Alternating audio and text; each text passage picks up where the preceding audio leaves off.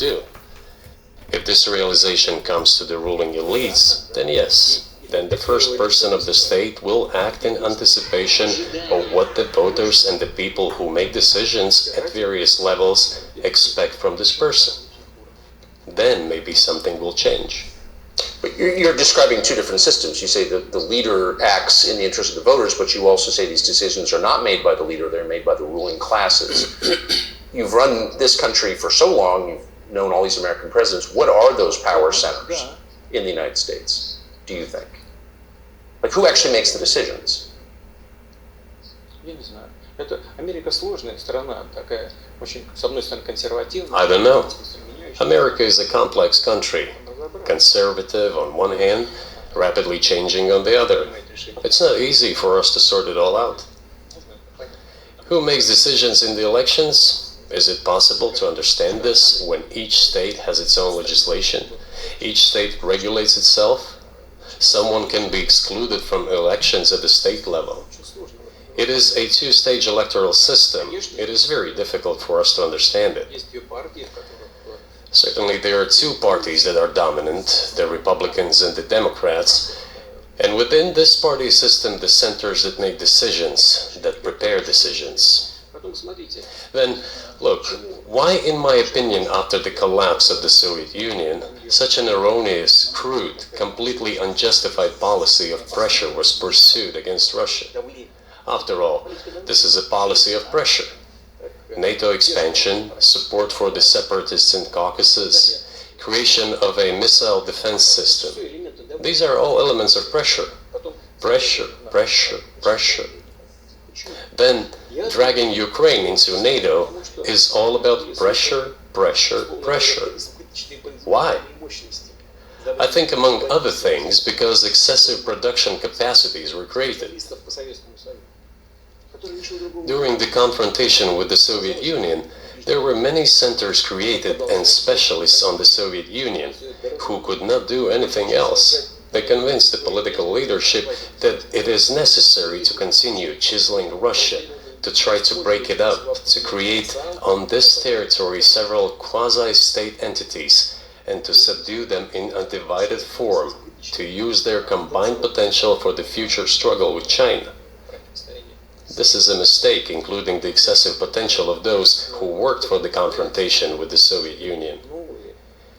It is necessary to get rid of this. There should be new, fresh forces, people who look into the future and understand what is happening in the world. Look at how Indonesia is developing. 600 million people. Where can we get away from that? Nowhere. We just have to assume that Indonesia will enter. It is already in the club of the world's leading economies, no matter who likes it or dislikes it. Yes, we understand and are aware that in the United States, despite all the economic problems, the situation is still normal, with the economy growing decently. The GDP is growing by 2.5%, if I'm not mistaken. But if we want to ensure the future, then we need to change our approach to what is changing.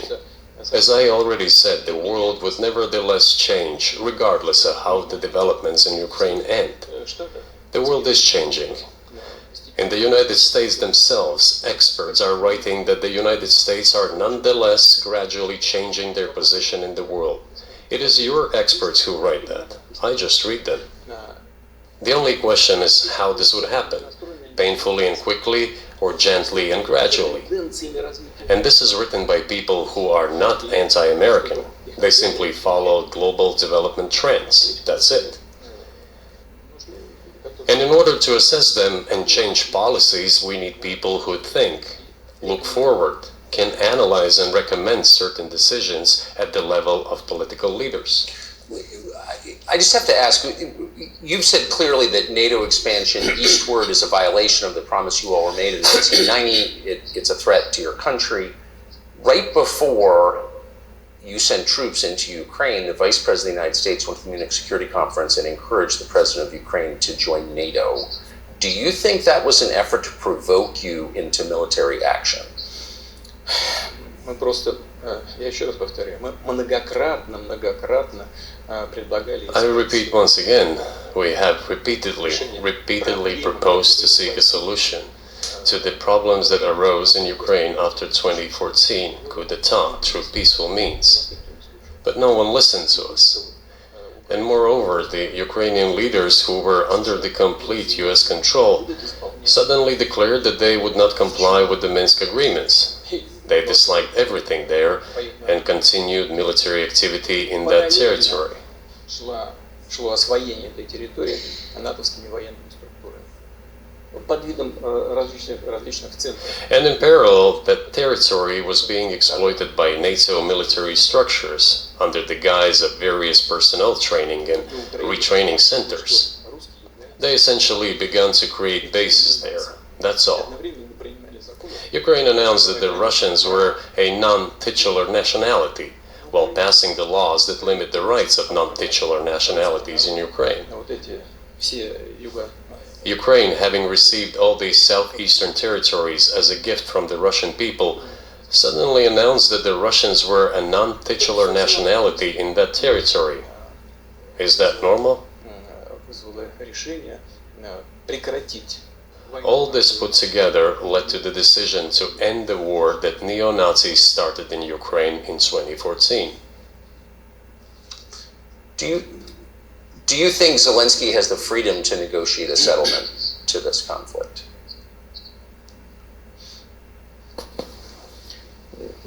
I don't know the details. Of course, it's difficult for me to judge.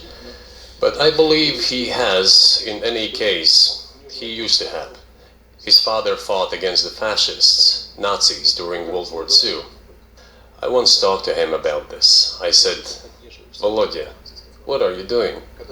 Why are you supporting neo-Nazis in Ukraine today, while your father fought against fascism? He was a front-line soldier. I will not tell you what he answered. This is a separate topic, and I think it's incorrect for me to do so. But as to the freedom of choice, why not? He came to power on the expectations of Ukrainian people that he would lead Ukraine to peace. He talked about this. It was thanks to this that he won the elections overwhelmingly. But then, when he came to power, in my opinion, he realized two things. Firstly, it is better not to clash with neo-Nazis and nationalists, because they are aggressive and very active. You can expect anything from them. And secondly, the US-led West supports them and will always support those who antagonize with Russia. It is beneficial and safe. So he took the relevant position despite promising his people to end the war in Ukraine. He deceived his voters. But do you think at this point, as of February 2024, he has the latitude, the freedom to speak with you or your government directly about putting an end to this, which clearly isn't helping his country or the world? Can he do that, do you think? Ну, а почему нет? Он же Why not? He considers himself head of state. He won the elections. Although we believe in Russia that the coup d'etat is the primary source of power for everything that happened after 2014. And in this sense, even today, government is flawed. But he considers himself the president, and he is recognized by the United States, all of Europe, and practically the rest of the world in such a capacity. Why not? He can. We negotiated with Ukraine in Istanbul. We agreed. He was aware of this. Moreover, the negotiation group leader, Mr. Arhamia is his last name, I believe still heads the faction of the ruling party, the party of the president in the Rada. He still heads the presidential faction in the Rada, the country's parliament. He still sits there. He even put his preliminary signature on the document I am telling you about. But then he publicly stated to the whole world, we were ready to sign this document, but Mr. Johnson, then the Prime Minister of Great Britain, came and dissuaded us from doing this, saying it was better to fight Russia. They would give everything needed for us to return what was lost during the clashes with Russia, and we agreed with this proposal. Look, his statement has been published. He said it publicly. Can they return to this or not? The question is, do they want it or not? Further on, President of Ukraine issued a decree prohibiting negotiations with us. Ну пусть он отменит. Let him cancel that Мы же не decree, отказывались. and that's it. Вот нам всё We have never refused negotiations, Да indeed. мы не отказывались. We hear all the time, is Russia ready? Лично отказали. Yes, we have not refused. It was them who publicly refused. Вступайте, переговоры. Well, let him cancel his decree and enter into negotiations. We have never refused. Премьер-министр Великобритании господин Джонсон. And the fact that they obeyed the demand or persuasion of Mr. Johnson, the former Prime Minister of Great Britain, seems ridiculous and very sad to me. Because, as Mr. Arakamiya put it, we could have stopped those hostilities with war a year and a half ago already. И мы от этого But the British persuaded us and we refused this. война продолжается. Where is Mr. Johnson now? And the war continues. That's a good question. Where do you think he is, and why did he do that? Да хрен его знает, зачем это, если я не понимаю. Общее Hell knows. Почему-то I don't understand it myself. что Россию можно победить на поле. There was a general starting point. For some reason, everyone had the illusion that Russia could be defeated on the battlefield. От чистого сердца, но Because of arrogance, because of a pure heart, but not because of a great mind. You've described the connection between Russia and Ukraine. You've described Russia itself a couple of times as Orthodox. That's central to your understanding of Russia. You said you're Orthodox. What does that mean for you? You're a Christian leader by your own description. So what effect does that have on you?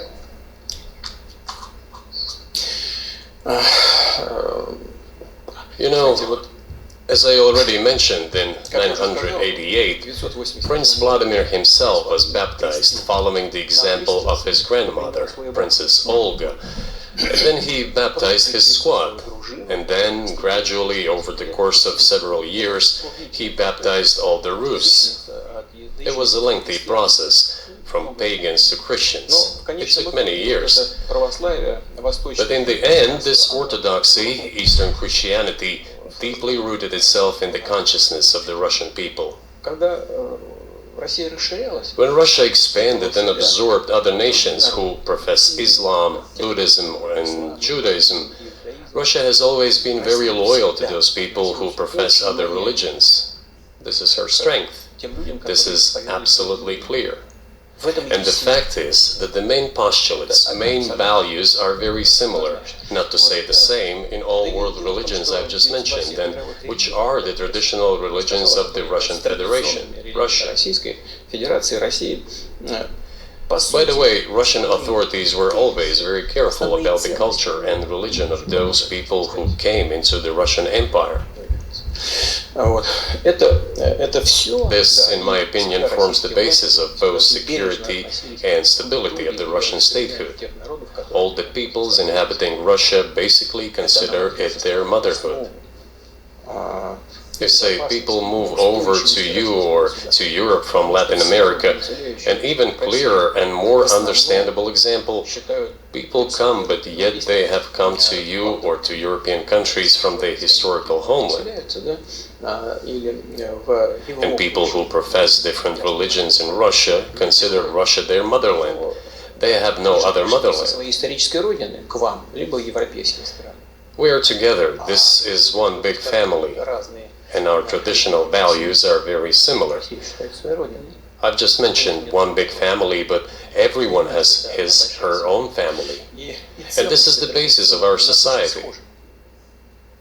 And if we say that the motherland and the family are specifically connected with each other, И если мы говорим, что родина и семья it is indeed the case, since it is impossible to ensure a normal future for our children and our families unless we ensure a normal, sustainable future for the entire country, for the motherland. устойчивое будущее для всей страны. That is why patriotic sentiment is so strong in Russia. But can I say that the one way in which the religions are different is that Christianity is specifically a nonviolent religion. Jesus says, turn the other cheek, don't kill. How can a leader who has to kill, of any country, how can a leader be a Christian? How do you reconcile that to yourself?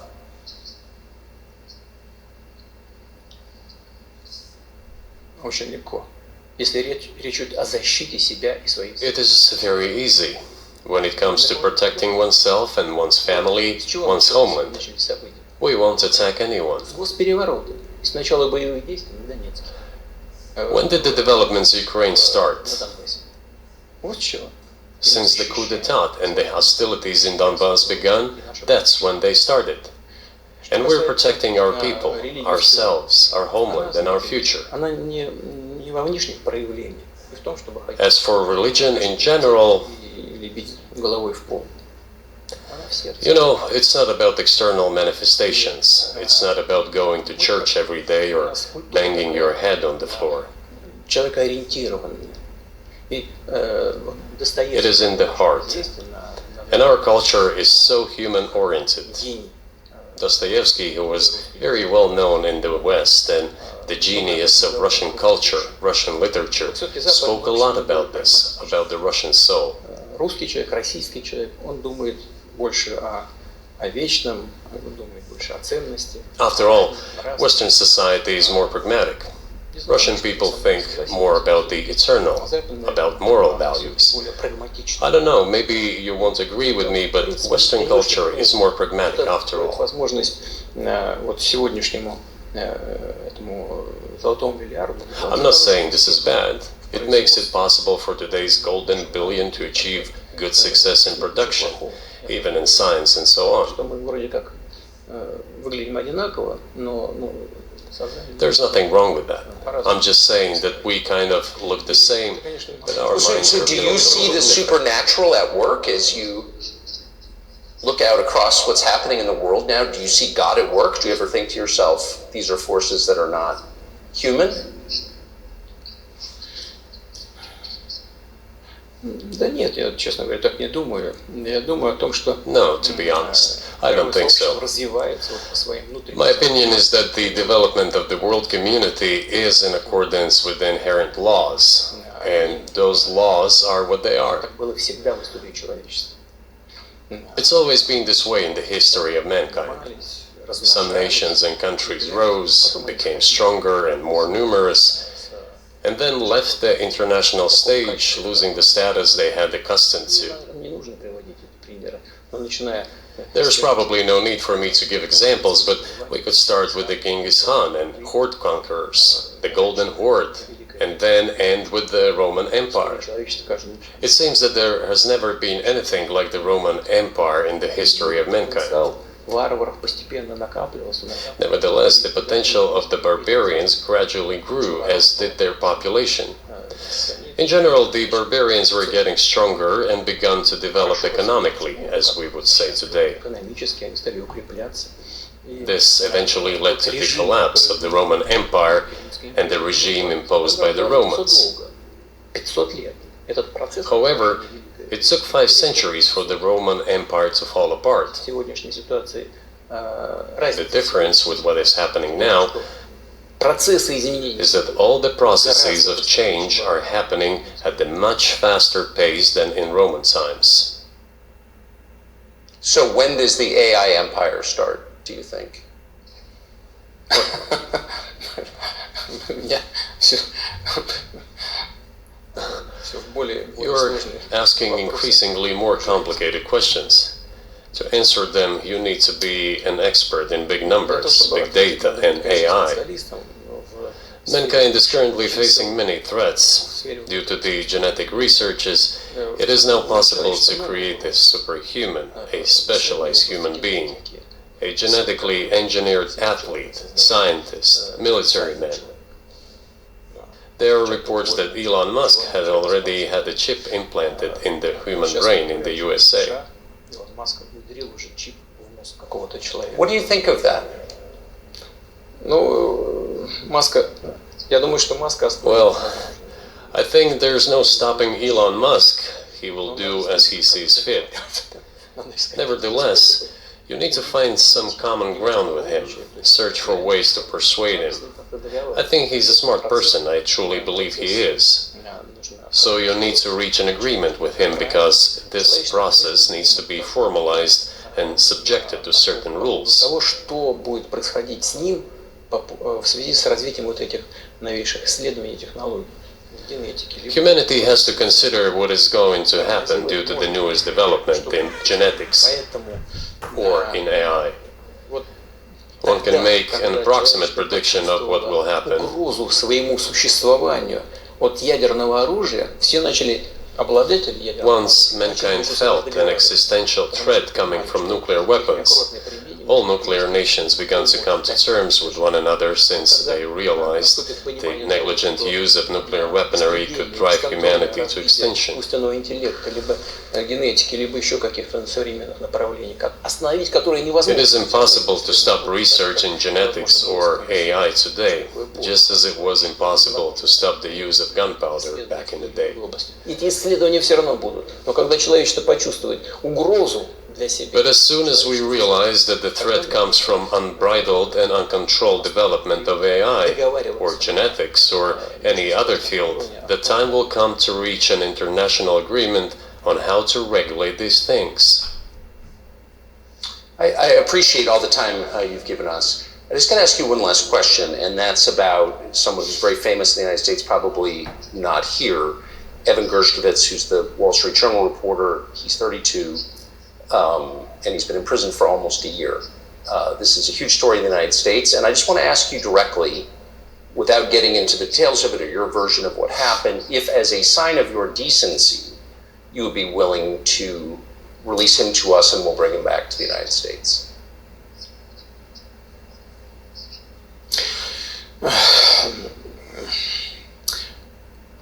Мы столько сделали жестов доброй воли, что, мне кажется, мы исчерпали все лимиты. We have done so many gestures of goodwill out of decency that I think we have run out of them. Ни разу не ответил. Но we have never seen anyone reciprocate to us in a similar manner. Что мы However, in theory, we can say that we do not rule out that we can do that исключаем того, что мы можем это if our partners take reciprocal steps. в встречном движении со стороны наших. When I talk about the partners, I first of all refer to special services. Представители специальных служб. Special services are in contact with one another. They are talking about the matter in question. На то, чтобы не решить это. There is no taboo to settle this issue. Готовы решать. We are willing to solve it. Есть определенные условия, которые But there are certain terms being discussed via special services channels. партнерским каналом между спецслужбами. I believe an agreement can be reached. So typically, I mean, this stuff has happened for obviously centuries. One country catches another spy within its borders, it trades it for one of its own intel guys in another country. I think what makes, and it's not my business, but what makes this different is the guy's obviously not a spy, he's a kid. And maybe he was breaking your law in some way, but he's not a super spy, and everybody knows that, and he's being held hostage in exchange, which is true. With respect, it's true, and everyone knows it's true. So maybe he's in a different category. Maybe it's not fair to ask for, somebody else in exchange for letting him out. Maybe it degrades Russia to do that. Вы знаете, можно как угодно говорить, что такое шпион, что You can give different interpretations to what constitutes a spy, but there are certain things provided by law. If a person gets secret information and does that in a conspiratorial manner, then this is qualified as espionage. And that is exactly what he was doing. He was receiving classified, confidential information, and he did it covertly. Maybe he did that out of carelessness or his own initiative. Considering the sheer fact that this is qualified as espionage, the fact has been proven as he was caught red-handed when he was receiving this information. If it had been some far-fetched excuse, some fabrication, something not proven, it would have been a different story then. But he was caught red-handed when he was secretly getting confidential information. What is it then? But are you suggesting that he was working for the US government or NATO, or he was just a reporter who was given material he wasn't supposed to have? Those seem like very different things. Я не знаю, на кого он работал. Но повторяю еще. I don't know who he was working for. But I would like to reiterate that getting classified information in secret is called espionage, and he was working for the US Special Services, some other agencies. I don't think he was working for Monaco, as Monaco is hardly interested in getting that information. It is up to special services to come to an agreement. Some groundwork has been laid. There are people who, in our view, are not connected with special services.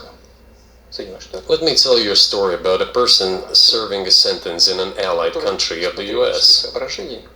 That person, due to patriotic sentiments, eliminated a bandit in one of the European capitals. During the events in the Caucasus, do you know what he was doing? I don't want to say that, but I will do it anyway. He was laying our soldiers, taken prisoner, on the road and then drove his car over their heads. What kind of person is that? Can he even be called human? But there was a patriot who eliminated him in one of the European capitals. Whether he did it of his own volition or not, that is a different question. Yeah, but Evan Gershkovich did that. I mean, that's a completely different. I mean, this is a 32-year-old like newspaper reporter. He committed something different. He's not just a journalist. I reiterate, he's a journalist who was secretly getting confidential information. Yes, it is different, but still, I'm talking about other people who are essentially controlled by the US authorities, wherever they are serving a sentence. There is an ongoing dialogue between the special services. This has to be resolved in a calm, responsible, and professional manner. They are keeping in touch, so let them do their work. I do not rule out that the person you refer to, Mr. Gershkovich, may return to his motherland.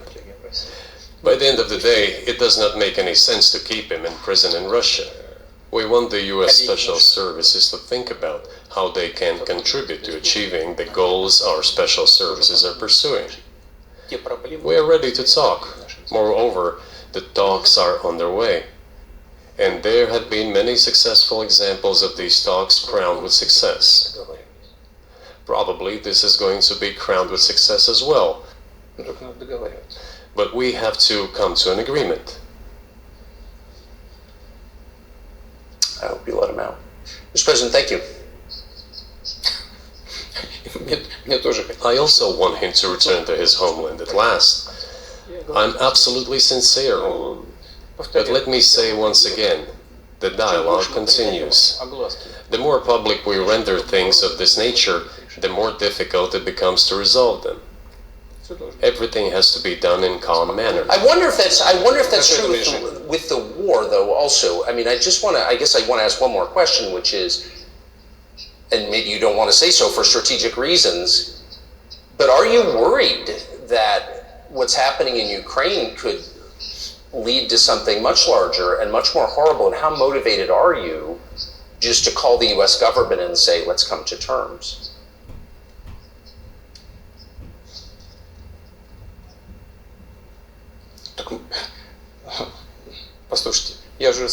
I already said that we did not refuse to talk. We are willing to negotiate. It is the Western side, and Ukraine is obviously a satellite state of the US. It is evident. I do not want you to take it as if I'm looking for a strong word or an insult, but we both understand what is happening. The financial support, 72 billion US dollars, was provided. Germany ranks second, then other European countries come. Dozens of billions of US dollars are going to Ukraine. There's a huge influx of weapons. In this case, you should tell the current Ukrainian leadership to stop and come to a negotiating table, rescind this absurd decree. We did not refuse. Sure, but you already said it. I didn't think you meant it as an insult, because you already said correctly, it's been reported that Ukraine was prevented from negotiating a peace settlement by the former British Prime Minister acting on behalf of the Biden administration. So of course they're a satellite. Big countries control small countries. That's not new. And that's why I asked about dealing directly with the Biden administration, which is making these decisions, not President Zelensky of Ukraine. Но если администрация Зеленского на Украине отказалась от переговоров, я исхожу из Well, того, что if the Zelensky administration in Ukraine refused to negotiate, I assume they did it under the instruction from Washington. If Washington believes it to be the wrong decision, let it abandon it. Let it find a delicate excuse so that no one is insulted. Let it come up with the way out. It was not us who made this decision, it was them. So let them go back on it. That is it. However, they made the wrong decision, and now we have to look for a way out of the situation to correct their mistakes. They did it, so let them correct it themselves. We support this. So I just want to make sure I'm not misunderstanding what you're saying. I don't think that I am. I think you're saying you want a negotiated settlement to what's happening in Ukraine.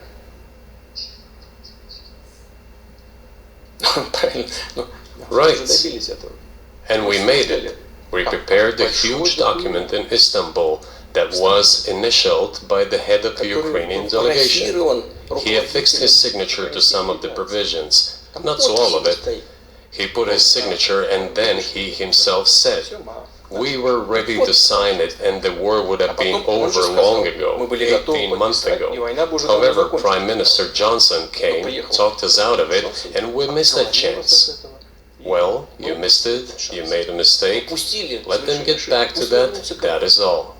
Why do we have to bother ourselves and correct somebody else's mistakes? I know one can say it is our mistake. It was us who intensified the situation and decided to put an end to the war that started in 2014 in Donbass, as I have already said, by means of weapons. Let me get back to furthering history. I already told you this. We were just discussing it. Let us go back to 1991, when we were promised that NATO would not expand, to 2008, when the doors to NATO opened to the declaration of state sovereignty of Ukraine, declaring Ukraine a neutral state. Let us go back to the fact that NATO and US military bases started to appear on the territory of Ukraine, creating threats to us. Let us go back to coup d'etat in Ukraine in 2014. It is pointless though, isn't it? We may go back and forth endlessly, but they stopped negotiations. Is it a mistake? Yes. Correct it. We are ready. What else is needed? Do you think it's too humiliating at this point for NATO to accept Russian control of what was 2 years ago Ukrainian territory? Я же сказал. I said let them think how to do it with dignity. There are options if there is a will. Варианты есть. Но если желание. Up until now, there has been the uproar and screaming about inflicting a strategic defeat on Russia on the battlefield. Стратегического поражения России, поражения. Now they are apparently coming to realize that it is difficult to achieve, if possible at all. In my opinion, it is impossible by definition. It is never going to happen. It seems to me that now, those who are in power in the West have come to realize this as well. If so, if the realization has set in, they have to think what to do next. We are ready for this dialogue. Would you be willing to say, congratulations, NATO, you won, and just keep the situation where it is now? Ну, вы знаете, это предмет переговоров. You know, it is a subject matter for the negotiations. No one is willing to conduct, or, to put it more accurately, Точнее сказать, хотят. they are willing, but do not know how to do it. I know they want to. It is not just I see it, but I know they do want it. But they are struggling to understand how to do it. They have driven the situation to the point where we are at. It is not us who have done that, it is our partners, opponents who have done that. Well, now let them think how to reverse the situation. We're not against it. It would be funny if it were not so sad. Да, Было бы смешно, если бы не было так грустно. This endless mobilization in Ukraine, the hysteria, the domestic problems, sooner or later it will result in agreement. Истерика, там, внутренние проблемы. You know, this probably sounds strange given the current situation, Все равно мы договоримся. И but the relations between the two peoples will be rebuilt anyway. в сегодняшней ситуации прозвучит. It will take a lot of time, but they will heal. Между народами восстановится. Потребуется много времени. I'll give you very unusual examples. Совсем приведу необычный пример. There is a combat encounter on the battlefield. Here's a specific example. Ukrainian soldiers got encircled. This is an example from real life. Our soldiers were shouting to them, "There is no chance, surrender yourselves, come out and you will be alive." Наши солдаты им кричат. Suddenly, the Ukrainian soldiers were screaming from there in Russian, perfect Russian, saying, "Russians, do not surrender," and all of them И perished. не сдаются. They still identified themselves as Russian. Они до сих пор русскими себя ощущают. В этом смысле то, что What is happening is, to a certain extent, an element of a civil war. Everyone in the West thinks that the Russian people have been split by hostilities forever. растащили. No, they will be reunited. Нет, The unity is still there. воссоединение произойдет. Оно никуда не идет. Why are the Ukrainian authorities dismantling the Ukrainian Orthodox Church? Русскую православную церковь. Because it brings together not only the territory, Меняет не территорию. it brings together our souls. И никто No one will be able to separate the soul.